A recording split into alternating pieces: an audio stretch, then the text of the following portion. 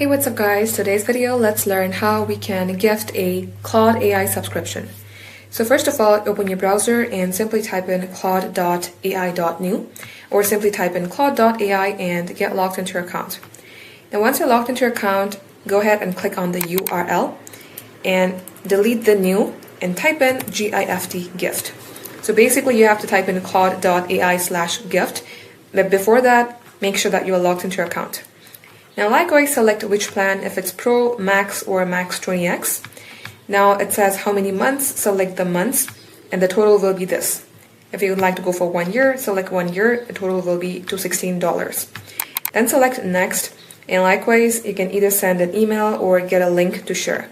But I would recommend sending an email. And you can also pick a color, which is very cute. So go ahead and pick a color. I'm going to go with this one, which is the official Claude color. Here, type in the recipient name, their email address. Make sure that the email address is correct. You can go ahead and double check it. And likewise, select your name and type in your name specifically. Likewise, if you have a note, type in under this gift message. This is the email address where you will be sending, from where you will be sending it. Then select checkout. So guys, this is how easy it is. Follow the on-screen prompt and then you're good to go.